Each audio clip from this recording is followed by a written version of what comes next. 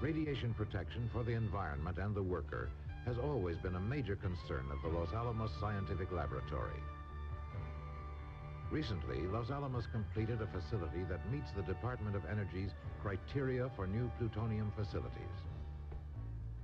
It is the first fully disaster-resistant research and development laboratory in the nation for work with the most valuable nuclear fuel, plutonium. Potential disasters for this facility are earthquake, tornado, and fire. Another consideration is proximity to population groups. The Rocky Mountain location is very desirable for maximum security and minimal environmental interaction. All current security standards have been met. The facility is surrounded by a maximum security fence. The open area between the fence and the building complex is under constant surveillance. A bulletproof guard station and a vehicle inspection area regulate access at the single entrance. At this facility, radioactive material is handled and stored only in the plutonium building. Therefore, this building, its equipment and systems are considered critical to the safety of the environment. For the plutonium building, unique disaster-resistant construction is used. The rest of the facility uses conventional design and construction and has separate support services. The maximum credible earthquake for this site determined the resistive design of the plutonium building. This design was based on the risk data of the Rio Grande Rift in New Mexico. A LASL computer program of strong motion seismic recordings illustrates the location and strength of all major earthquakes. Although recent Los Alamos geologic history shows only moderate seismic activity, the Dames and Moore Corporation postulated a maximum earthquake of about 6.8 magnitude on the Richter scale, greater than the extreme 1971 San Fernando Valley earthquake in California. All components of critical systems, such as the emergency generator and ventilation blowers, were shown resistant to the model earthquake, either by scientific analysis or testing. The plutonium building has 14-inch thick exterior walls and 10-inch thick roof and floor, all of heavily reinforced concrete. In addition, the facility sits solidly on volcanic rock, which offers substantial resistance to seismic motions. Although a tornado at the elevated Los Alamos location is an unlikely prospect, Professor T.T. Fujita of the University of Chicago was requested to design a model tornado. His study indicated a maximum tornado wind with a velocity of 200 miles per hour and a 0.75 pounds per square inch pressure drop. Projectile objects like these can become destructive missiles when hurled at tornado-simulated speed. To resist the strength of the model tornado, the plutonium building has, in addition to the walls and roof, concrete barriers at all exits designed to withstand missiles of various sizes and shapes. Tests were performed by Sandia Laboratory in Albuquerque with similar tornado missile barriers. Earthquake-resistant water tanks and pumps for fire control are at opposite ends of the site for safety from destructive wind forces.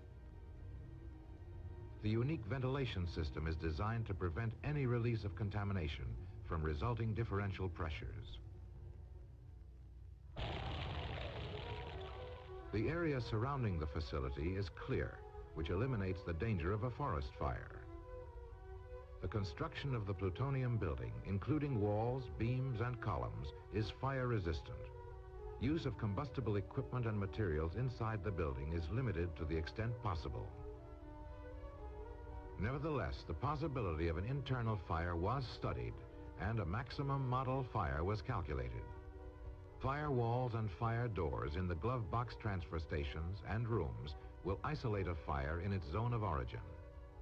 All glove boxes have individual fire sensors.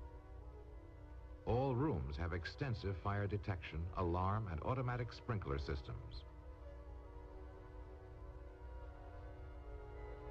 All floors are dished 1.5 inches to safely disperse and hold sprinkler water, thus preventing the possibility of a nuclear criticality accident. The maximum model fire could last no longer than 30 minutes.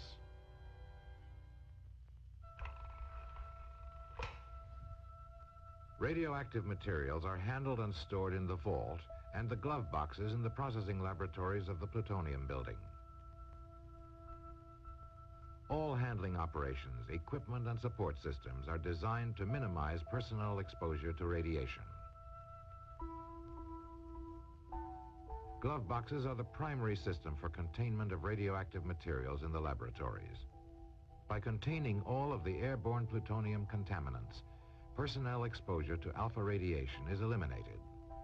The special design of these glove boxes with lead sandwiched between layers of stainless steel minimizes exposure to penetrating gamma radiation from plutonium. Plexiglass windows and water tanks, primarily on plutonium-238 glove boxes, serve to shield personnel from neutron radiation. Radiation exposure is further reduced by the arrangement of working areas and schedules. Glove box lines are spaced at least 7 feet apart, and work time at glove box stations is kept to a minimum whenever possible. Quick connector sleeves permit easy removal or addition of individual glove boxes, which gives maximum operational versatility.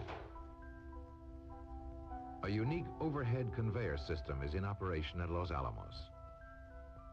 This conveyor system, contained inside glove box type enclosures, serves to transfer nuclear materials between process locations while minimizing exposure time of personnel to contamination.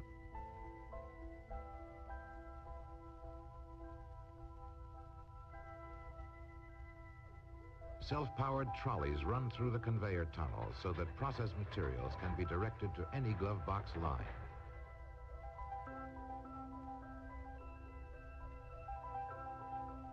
Equipment and personnel are routinely monitored for radiation exposure in the plutonium building.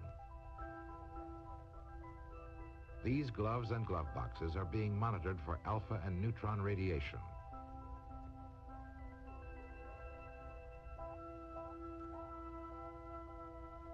Whereas the maximum allowable exposure for occupational radiation workers has been set at 5 rem a year, the limit at this facility is 1/5 that amount, or 1 rem. Equipment design and processing operations are continually studied by the LASL Nuclear Criticality Safety Committee to ensure against a criticality accident. The maximum quantity of fissionable materials allowed in a glove box or conveyor is less than half the amount required to create a critical mass under possible conditions.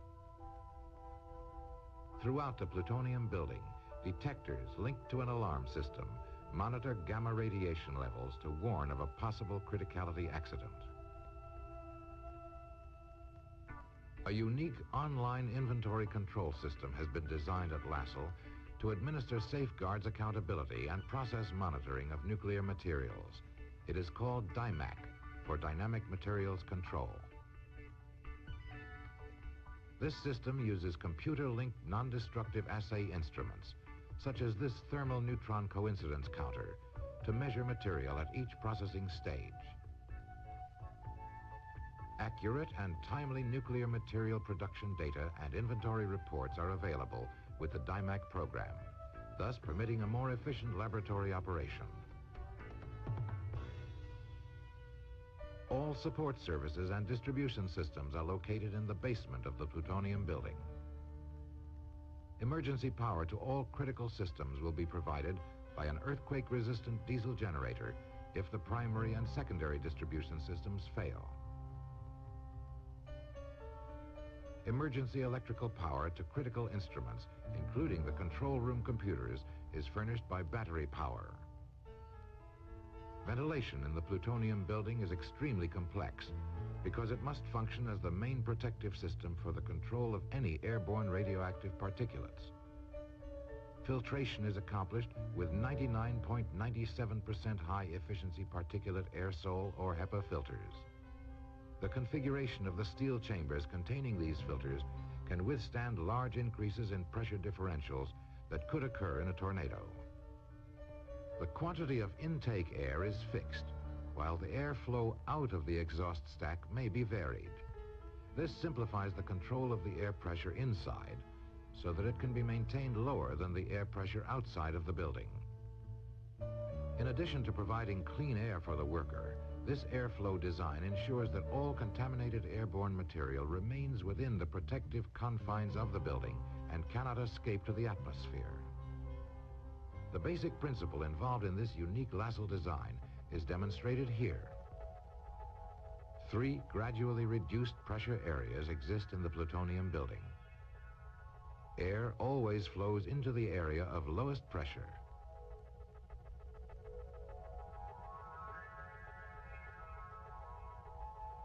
Let's look at this principle in operation. Air is not contaminated until it reaches the glove boxes, where the lowest pressure area is maintained. Incoming air is dried before it passes through the HEPA filters. For greatest possible protection, air flows only once through a glove box. Contaminated air in the glove box is completely purified as it is exhausted through a minimum of 4 HEPA filters. The second lowest pressure area is maintained in the processing room. Although this air is uncontaminated but additionally purified, it is recirculated 7 times an hour with only a 10% extraction loss. This energy-efficient system is the first of its kind in the country. As a safety precaution, airflow in the facility is checked for airborne alpha particles by continuous air monitors called CAMs.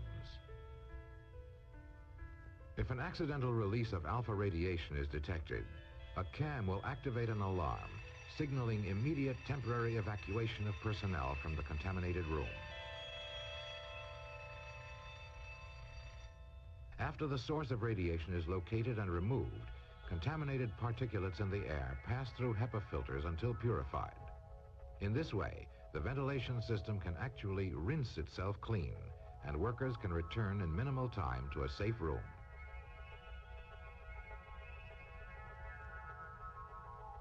As a final precaution, a 3rd pressure area surrounds the room area.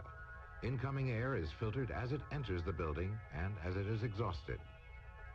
The ventilation system is flexible and readily adapts to external changes in air pressure. If an eye of a tornado, which is a reduced pressure center, passes over the exhaust stack, the building airflow temporarily increases while still maintaining a lower pressure inside the building.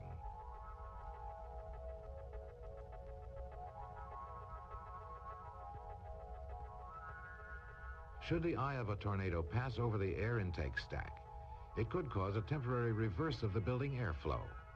Since the intake stack is protected by HEPA filters, air released to the environment is always safe.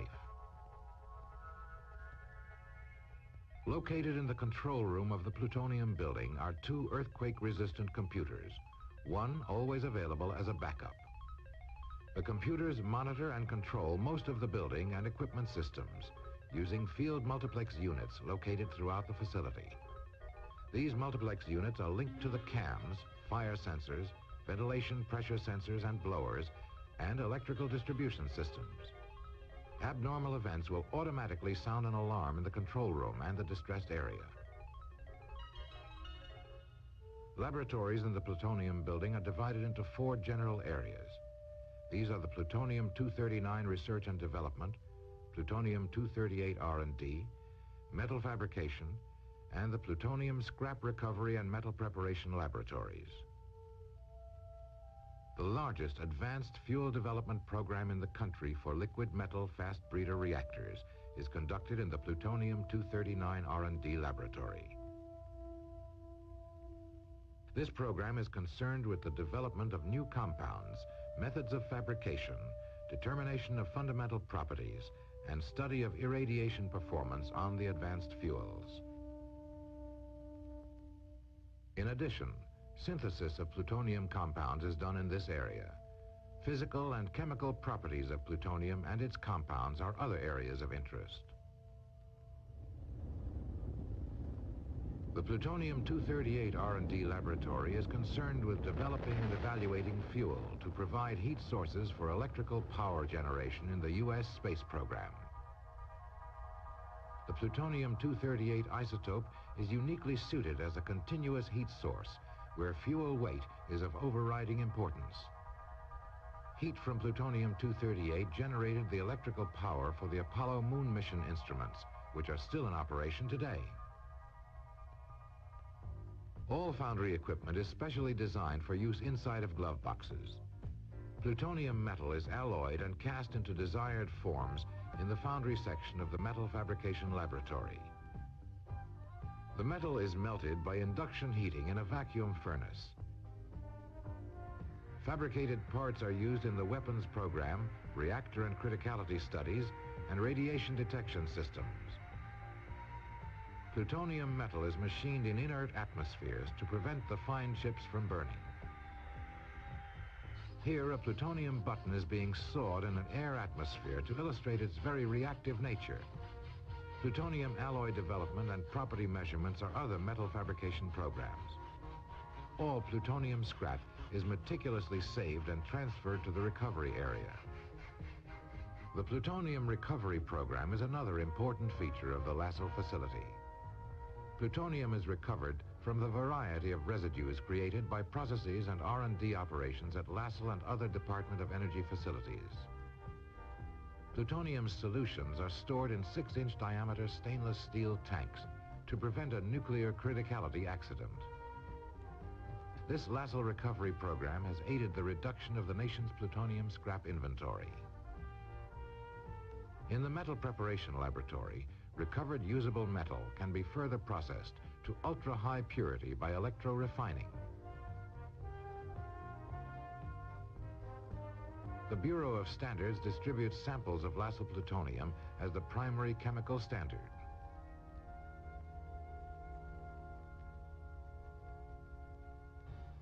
The Plutonium Facility of the Los Alamos Scientific Laboratory is not only safe to the environment and the worker, but it is the most complete and versatile facility in the U.S. as well. It is the first facility designed and constructed to Department of Energy criteria to resist all potential disasters.